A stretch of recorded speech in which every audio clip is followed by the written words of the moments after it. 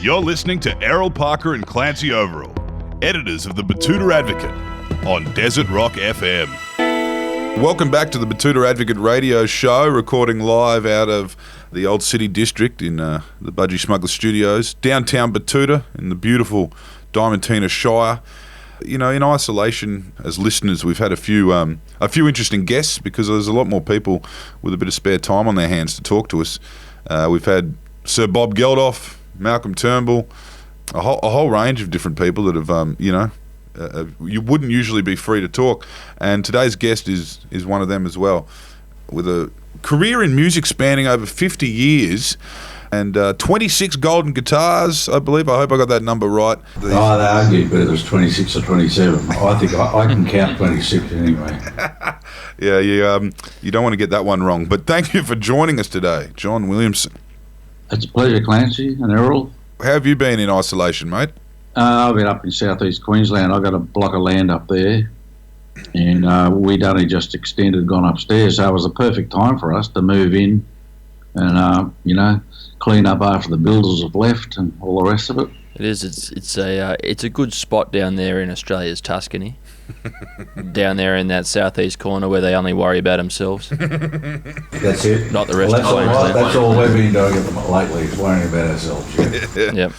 Now, with a guitar in hand, I imagine it's probably a bit easier to sit at home. I noticed that Troy Casadaley, he was saying that it's a lot easier, as a musician to be stuck in isolation because that's mostly how you spend your lifetime, in the back of a truck or, in the back of a bus or in a hotel room.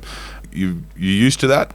Yeah, I think it's great. I've been learning how to retire, which I've been thinking about, because we've postponed all our sold-out gigs to next year, so I was going to go quiet next year, but it looks like I'm doing it this year, and we'll get back into it next year. It's a good country to be in, I guess, in the scheme of things as a musician, because it looks like there'll be live music in Australia well before there is anywhere else in the world. So, yes, basically you just put that one on hold, postpone it, bump it to 2021. Yeah, but they haven't cancelled the Denny Ute muster yet, but it may. I don't know, but it still saying it's going to go on. They'll be the last to go. Maybe everyone will have to sit in their utes, or in the back of the ute, out in the paddock. That'll work. That'd be fun. You can still do donuts in isolation. That's all right. No, I've enjoyed being isolated because I've been looking forward to getting up into Springbrook, up there where the big shed is. So it's I've really enjoyed it. We're now able to see our grandkids, so we're not suffering too badly. So basically, when we look at your career, John, you've almost done an album a year. Yeah, those are some... There's some compilations. There's a bit of a cheat there. We put out a few compilations and, best ofs and all the rest of it. And we're doing it again now, this box set. Yeah. JW 50. Yeah. So there's 25 mini discs, 2 songs on each disc, and a painting of mine or a drawing on each cover. So, but yeah, I think I'm in the 20s when it comes to original albums, early 20s something, of brand new studio albums. But there's a couple of live albums, like there's a Sydney Symphony one that I did. So that all adds up. So can you take us back then, if this spans 20 years? Can you take us back to 1970? What was John Williamson like back then? I don't think I've changed that much, Errol. Yeah. I still got a brother on the land, so I go out there and sit down on the chair and worry with him about the barley not going, the barley prices coming down because of China or whatever. Getting too much rain. But that's it. I'm not as shy as I used to be back then, I'm sure. Yeah. You learn you can't be shy in this business. I mean, talk to you folks, I wouldn't do it if I was shy. Yeah, no, you're on the front foot already. Last year, Paul Kelly released an album, and we were talking to him around the same time. And Paul Kelly has kind of got a way of I guess, slinking through crowds and avoiding being bailed up by the punters in a way that someone like Jimmy Barnes might not be able to do, where, you get every single bloke that's ever listened to your music wants to say g'day and wants you to behave in every airport lounge. in every airport lounge and in every servo, and they want to. They have an idea of what you are and how you're going to behave and how you're going to act. How do you deal with the punters? I'm always quite flattered when someone comes up and says they're my greatest fan or whatever they want to say, or they want a photo. I don't mind that as long as it's not too much. But I think it's an attitude. If you don't want to be noticed, you don't get noticed. You don't look people in the eye, and I think that's the way you remain normal. I think there's be nothing worse. I've often been tempted to write a song, "Who Wants to Be Jesus Christ" or John Lennon or Elvis Presley, because when you get that famous, it'll end up killing you. Yeah. The modern footballer would actually struggle with that because they've all covered in tattoos and they've got wild haircuts nowadays. But, and they're huge too. I ran into one of the Burgess brothers this morning. Yeah. You can't miss them. John, I love your music. When I was back in Huddersfield, I loved it. Yeah, he knew who I was. That's about all he said. Jordan. You do a better one than me, mate. Northern England. Can you tell us the moment when you decided you were going to make that move into music? I mean, as we said, 50 years ago now, 50 albums ago, 20 original albums ago. What was the decision, and was it a big risk at the time, or were you just a young bloke where you could have done anything at that point? Well, I was one of 5 boys, so I was on the farm first, and I actually had a farm with my brother. There was a 4,000 acre property, so I had a future there if I wanted it. I went to boarding school for a few years in Melbourne, and that's where I got into folk music. But it wasn't until I went up to Moree, north of Moree, Cropper Creek. I was in amongst kangaroos and emus, and I came up with this song, Old Man Emu, and I was just performing in a little coffee lounge in Moree, just for fun. In fact, I got a free meal, is about all I got out of it. and I wrote this song, Old Man Emu, which was just a novelty thing. In those days, there was only novelty Aussie songs that got any airplay. You couldn't be serious. Yeah. You had to put on an American accent and do all that stuff if you wanted to be serious. When I sang it at the pub Imperial Hotel in Moree, I had to sing it 3 times. It's never happened to me since. All right. I had to sing the song 3 times. I thought I might have a hit here. Yeah, right. So I went down to Melbourne, and I had a connection with Channel 9 because my dad's cousin was the musical director there. So I got on New Faces straight away. And next minute I got a contract in front of me with a recording of Old Man Emu that went #1 for 5 weeks. So I'd actually went back to the farm when I first heard it on radio. After that, I decided to give the career a bit of a go. But I remember Dad's cousin, Brian Rankin, told me, you won't last in this business long. You'll be a one-hit screamer, and I was a one-hit screamer for a while. But I worked up my career and eventually started writing, some serious songs. And 16 years later, I came up with Mallee Boy album, and that's still my biggest album. It would have been a hell of a time to give up the farming because, back in the day, in the 70s, it was quite an exceptionally wet time. I mean, so you'd be seeing, these big crops up the armpits, and then it's like, no, I'm going to get into music. Mate, we had some bad years as well. We had to sell all our sheep for skin value at one stage. Yeah. 65 when we moved up there was the worst drought on record up there. And in another year, we had about 2,000 acres of wheat looking prime, and the frost killed a lot. Yeah. And I think that was when I started to think there's a better way to make a quid. Yeah. Yeah. Certainly is. Or you could be a farmer in Moree, where you can't seem to fail up there, can you? Yeah, well, that's very prosperous. Yeah, my brother's done very well. It always comes back. Yeah. Could you tell us a little bit about those early days? Like, did you meet any heroes early on? Because I mean, everyone in country music has kind of got a story about meeting either, meeting Slim, because Slim had a few Renaissance moments in his career. Oh, he's a bit older than me, mate. So yeah. I was saying, you might have timed well with one of his comebacks. Yeah, I think Slim saw me as a competition. Actually, he came that whole showgrounds thing where you didn't want your tent close to the other bloke's tent, But I did meet some American stars. I met Roger Miller. I met Tom T. Hall, and I actually supported Johnny Cash. Whoa. When he came. Was that Stanthorpe? Was the Johnny Cash show he had here? No, it was down in Tassie.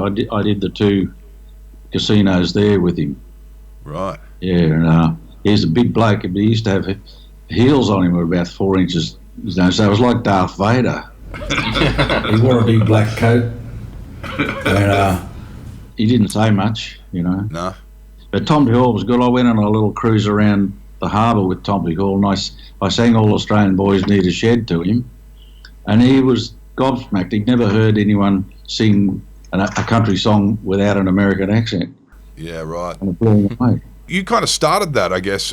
As you said before, there was a lot of novelty in Australian music, with you, particularly country music, and all the rest was singing like Americans. And I guess you kind of brought, an authenticity to Australian country music to the mainstream anyway, where you could sing in the voice you actually talk in. Yeah, Aussies couldn't say love when they said love in a song. They'd have to say love. I think I might have been the first one to say love on a record. Yeah, right.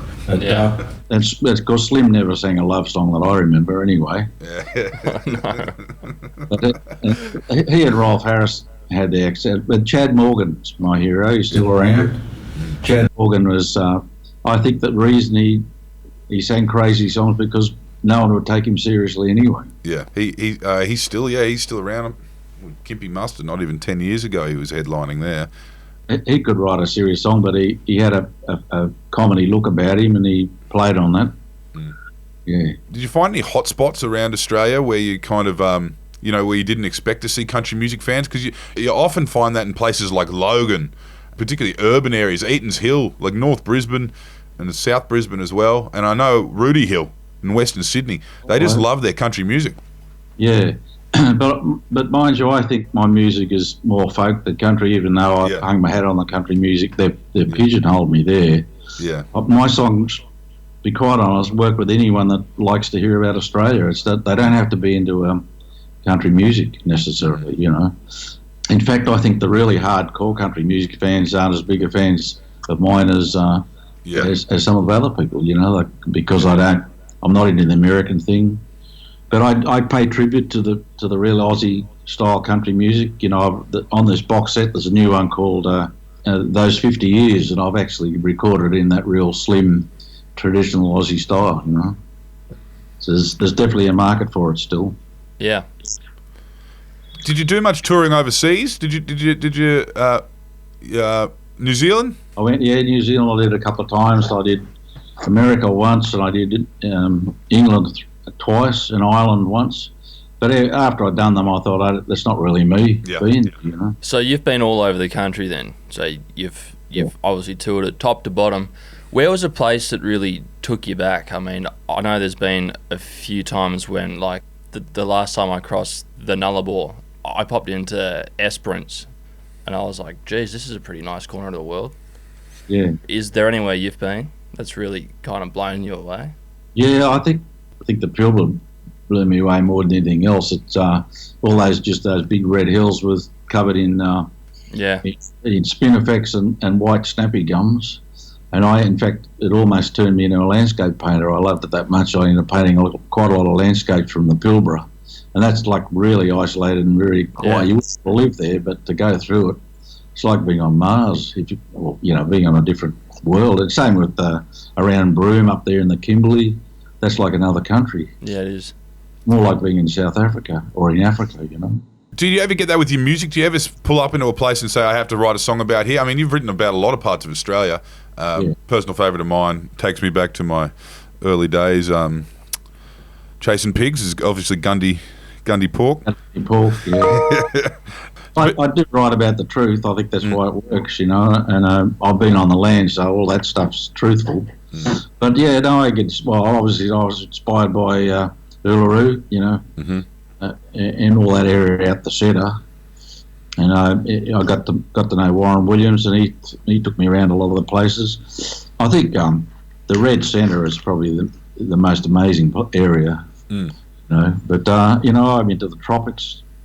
Where I live in southeast Queensland is subtropical country. Love that. Yeah. I've written a lot of songs about that area too. You've said before, True Blue obviously is a song that took off teared away from anyone else in making music at that time. And of course, of your catalogue, you don't think that's your best song you've written, but that just happens sometimes where the audience grabs onto a song. You didn't have any expectations for that one? No, I didn't write it as a try to be a hit. I wrote it for a project for John Singleton, who had a TV show called True Blue Aussies. Right. Yeah. He had 3 years off from his business, and he went into filming True Blue Aussies. So he went out on the road with people like Buddy Williams, and he wanted a theme, and he just rang me up and said, "What am I trying to call it?" It's about all I got. So the song was sort of asking the question, what is True Blue? Is it me and you? Is it Mum and Dad? What is it, Then they used it for the Buy Australian campaign, and that gave it huge exposure. Yeah. And with all sorts of wonderful Aussie pictures to go with it, it was like I had this $1 million film clip presented on every channel. So I was very lucky there. But I don't think it's necessarily my best song, but it's used for celebration and also for funerals. For the cricket team and for Wallabies, everything. Who would have thought? So I can't beat it. It's my calling card, So that's that gets yelled at you during a gig when they feel like you're not going to play it at the end of the set. Yeah, bloody halfway through the first half, and then just hang on. Yeah, the Eaton's Hill. Hit me with the last two. My biggest hits, I suppose. But I'm getting a bit of Gundy Pork from the audience too. Yeah. Yeah, all the shooters. All the hoons up the back. Yeah. Can you tell us a little bit about Tamworth? You kind of saw that machine become a thing, the Country Music Festival. That would have been during your heyday when Tamworth started really kind of the festival itself hitting its straps. Did you have any idea that would turn out to what it was? Yeah, I think it was going to work. I mean, it was based on the whole Nashville idea that John Minson kicked it off. And Tamworth was a bit of a country music centre already because of the John Minson's Hoedown radio program. And I remember coming through after Old Man Emu was released. I came through from Cropper Creek and met the Emanuel brothers, and it was a bit of a country centre already. So I didn't go to the first awards. In fact, I thought all it was going to do was make everybody stab each other in the back for not, because you reckon you should have got the award kind of thing, but it did work. I became president of it for a while. I guess the reason I joined up, I just wanted to make sure we don't just become a satellite for American country music, and I think Tamworth's done a lot for that. Yeah.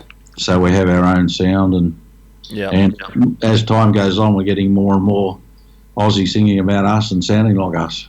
Yeah, I actually heard the other day from a source inside Rugby Australia that back when you used to sing, after the All Blacks would do their haka, that you aren't allowed to sing a song at a rugby game now if it's not a cultural song. But would you argue that Waltzing Matilda is a cultural song? Oh, definitely. For Australia? Yeah, well, if it's a song that stirs the nation, that's all it needs, and that one did. And I did actually, that shocked the hell out of the All Blacks when I did sing it after the haka. Yeah. Actually, they were actually pissed off because they thought this is not right, because they had it their own way every time. But the Waltons told me afterwards that we won the Bledisloe Cup that day, first time I did it. Yeah. And then we, the team went overseas and won the World Cup. Yeah. Yeah, it was the first time that after a haka that they were on the front foot when all the Aussies sang Waltzing Matilda. And I remember doing a little a dinner or something at the grounds beforehand, and there were a lot of Kiwis in the audience, and they thought it was a bit of a joke because everyone knew I was going to do Old Man Emu. Waltzing Matilda after the haka. It was promoted and people were ready for it. And the Kiwi said, "Oh, we'll sing along, ha ha ha." They had no idea the impact that would have on the game, And when it came to the World Cup in Sydney, they wouldn't let me sing it after the haka. So the Kiwis won in the finish. They didn't want to write a reply. That's what it was too, because that is an advantage the All Blacks have. It's like, anthems are sung, and then they do a incredibly intimidating war dance, and then it's kickoff. And it's all been downhill since, that 2003 World Cup, how everyone's talking about the share market being as low as it's been for millions of years, what about the Wallabies? Yeah, well, I think rugby hasn't looked after the grassroots. I think that's the main reason for that. And they didn't allow it to go to free television. That was the biggest mistake. Yeah. You lose fans if you can't watch it for nothing. Yeah. Yeah, not getting someone to drill a hole into my house so that I can watch rugby union. Now, the Waltzing Matilda, you've obviously sung it a fair few times, but we spoke to the Honourable Bob Catter last time we were in Mount Isa. We had an interview with him. That'd be interesting. Oh, yeah, it was great. It goes for about 3 hours and he interrupts himself constantly. So, but he is obsessed with the yarn, as a lot of people up that way are. They hold it close to their heart, out that way. Winton, Mount Isa. Inland song, yeah. Yeah. And Bob reckons he knows the entire story. Bob reckons he knows the name of the cop that killed him. I know the murderer. He was set up. Yeah, John, you gotta come up here on house and come for a protest. This is the first example of police brutalising people in Australia. Yeah. No, Bob was out front of Parliament House today dressed as the Grim Reaper on behalf of the automotive industry. Yeah. Holden to Aussie jobs. Yeah. Loves a pun, Bob, doesn't he? Yes. What does he do anything for the country? I'm not sure, but he's fun. He does a lot for his people up there in Northern Australia. Yeah. Inland Rail. Queensland. So what would you say is your footy team? Because you're based in, you're obviously across both, all codes. It's obviously Lions. I've got my foot in all camps, mate. Even though I was born in Victoria, there's no rugby league down there, so I'm a Blues fan when it comes to Origin. Also a Broncos fan. Yeah, right. Very clever. And I've always been an Essendon fan because I was brought up on Aussie rules. Yeah, right. Always loved Essendon. So I've got it all covered, really. Well, it's good the sport is back. I mean, I get the music can't be too far behind it if they're talking about getting fans in stadiums for the footy. No one knows the strategy from our end. We're outside of the tent, but I reckon live music isn't too far off. Yeah, but I'm not too sure about having a cardboard audience. Yeah. We did a story today. That's what the Victorian Labor Party basically looks like, an NRL crowd at the moment with their branch stacking. That's it. I could just see going out there and signing all the cardboard. I'd take them home and stick them up on the wall. See, I had quite a lot of sold-out shows I had to cancel or postpone. I can't do them again until everyone can come. You can't. Yeah. 300 can come and 300 can't. You know what I mean? Yeah. So I can't do anything about it until we're able to sit next to each other again. I think that's the way it'll, especially for the ones I've already sold. Yeah. Like I do a shed show in my shed every year, and I had to postpone that. Well, there's only 1 or 4 people have wanted their money back, so it's all still happening next year. Well, there's been a couple of musicians who've started to do their shows on Skype. Is that something that would interest you? No, I wouldn't. I'm doing the odd silly thing, not performing. Like I promoted this box set by doing a couple of silly things, like taking the wheelbarrow to the mailbox and picking it up because I hadn't seen it before. I took the wheelbarrow up to collect all the fan mail, but there was none there. Do silly things like that, and I'm going to go around the shed and probably tell the stories of all the stuff I got in the shed. So, but rather than perform, I find that a bit. Everyone's doing that. I think it's a bit weird. Yeah, it's it's a bit of a Triple J idea, that, isn't it? Yeah. It's probably great for young artists that are trying to get somewhere, and it'll probably kick a lot of them off. So good luck to them. Now, where you sit, kind of in foot in both camps with your music between folk and country. Have you ever been paired up with someone? I mean, you're well known for a songwriter, a balladeer, not necessarily the type of music associated with hardcore partying. Have you ever been paired up on tour with bands that kind of just clashed a little bit with that classic touring style you do? You're probably not trashing hotels. I think I did one with a DJ, and that was over in West Australia, but the rain it got rained out. But that was with a DJ, and that was completely opposite of what I was about. and everyone was under umbrellas, and eventually they had to cancel it because the power was a bit of a problem. But, yeah, we always know what's going on, so I don't want to be put in the wrong place. Yeah. I could be there with Paul Kelly or John Farnham or something like that, doesn't matter. But it's the really modern hip-hop or something that really fit. Yeah. I don't even know how you describe all the different music these days. Yeah, it's all starting to tangent off in different angles and different styles. Doesn't seem to be much melody in it. No. It's poetry with music, isn't it? I'm thinking about the other, what's the rap or whatever. Yeah.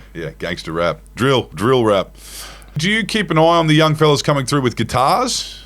No, not really. I did for a while when I was the president, but if I hear somebody that's genuinely Aussie and just sounding like, I mean, you two, for instance, back when I started, there wouldn't be voices like you on TV or radio. It was sort of a half British kind of accent, or they'd be putting on an American accent. So the whole thing's changed, and it's great to see the young ones coming through now. I've recorded recently with Elise Simmons. We recorded my song "Three Sons." Yeah, right. No, she sounds really good. Who was the late night host? They just hired an American, Don Lane. Yeah. Because everyone thought Americans were better than we were. It's a bit annoying. Nowadays, Aussies are getting jobs, like the Adam Hills in England. Yeah, but who wants to live in fucking England? I mean, you get no sun there. No, it's just one big Gippsland, isn't it? No, you're like me, like, not to get too serious, but you got to understand why a mob that had been taken off their land, 200 years ago. I know how that, if I had to live out of Australia somewhere and I wasn't allowed to go back, I think I would die. Yeah. And that's what happened to them. And that was, and so you toured a lot with Warren H. Williams. Yeah. And were you as familiar with kind of Aboriginal Australia before kind of, working alongside him? No. You learn a lot. Why I welcomed it. He approached me to do a duet with the Raining on the Rock. I'd already had it on the Mallee Boy album, but he approached me he was doing duets with a lot of people. His manager suggested it out there at Alice, and Raining on the Rock just suited him down to the ground, of course. Mm-hmm. And that was the song that got the airplay, the duet. It was an ARIA award one year for the most airplay for country song, I think. And but I was invited out there to meet the real fellas out there, the real old people. They're cunning. Warren said, I want to take you out to see my uncle, and he's going to show you the stones that he's got, which have been handed down for thousands of years. And when I got out there, he was gone. Yeah, right. So I wasn't initiated, but I don't say no. He didn't say, you can't come because you're not initiated. Mm. I had to go all the way in the middle of the desert before I found out he didn't want to talk to me. But Warren didn't tell me either. Oh, Uncle's gone. Yeah, Warren was just he was just taking a punt. Yeah, I suppose. Yeah, and they're lucky enough to still be on their land out there. Mm. The Arrada, Western Arrada. You would have seen a lot of Murray Koori country music as well on the road. Did you ever notice? Did you ever think that there's just a whole scene here that's waiting? Because with Warren there was a lot of people of that era, like singer-songwriters, and further north you get Warumpi Band, and then of course Kev Carmody and that kind of stuff. Did you see the country music before everyone else heard it? Oh, I saw a bit of it. I've been at some of their festivals and supported them. The thing is, what I've encouraged is to sing their own songs. Like I've been doing for me. I kept telling Warren he should do language songs, and then up gets there's a Gulpilil. What was his name? Gurumul. That's right. Sorry, Meg's in there. Help me. Gurumul. Yeah, he got up. And he was a world hit by singing. In his own language. And I always said to Warren, you should do that. And so they could send their stories around the world, because you soon work out what they're singing about. And we did do a song where we used a bit of the language. Yeah. I'm getting too old, guys. Well, it's 50 years. It's JW 50. On the road. Would you say that Australian country music is a lot more original than what you'd get in America because, you know, just for the past 10 years, you know, since Garth Brooks really came through in the early 90s, it's all been that, you know, homogenized crooning, like, I've lost my baby, you know, like things like that. I've noticed as an Australian country music fan that there's always someone different that's coming through, where in America it's just more of the same Nashville shit year in, year out. I don't want to pat myself on the back too much, but things like Galleries, Pink Galahs, Rain on the Rock, they're called country songs. Well, they're nothing like American music, are they? Yeah. No. Model, they're nothing like American music, yet it's still called country. So, you know, maybe those sort of songs have opened it up a bit for the young ones that have been into what I do. And but even slim stuff, I think, Rain Tumbles Down in July, they're very Australian, you know. Mm. Even when you go up that way, they start saying July. Yeah. That's how authentic he was. He said July like an old ringer. Tina Drover, which is probably regarded in the folk area, it's really an Australian country song, you know. Yeah. If it's about country, it's country. Yeah. Yeah, well, it's either that or it's an Italian country song. Either way. Spaghetti Western. So that's 50 years, 50 albums, not all necessarily original albums, but 50 albums, JW50, coming out now. And that should get everyone warmed up for when we're allowed to do the live shows again, I guess. Yep. Yeah, well, next year. An advantage for the top 20 artists in Australia, because we won't be able to bring the Americans and the Palms out for a while, probably. Yeah. And so we might start headlining our own shows. Yeah, that's it. Splendor in the Grass might have an Australian lineup, Blues Fest, all Aussies, Gympie. Yeah, it should be a good time for Australian music. It certainly will be for film, because we'll be rolling cameras well before Hollywood. Yeah, that's right. Yeah, oh, well, they haven't looked after their virus over there. No.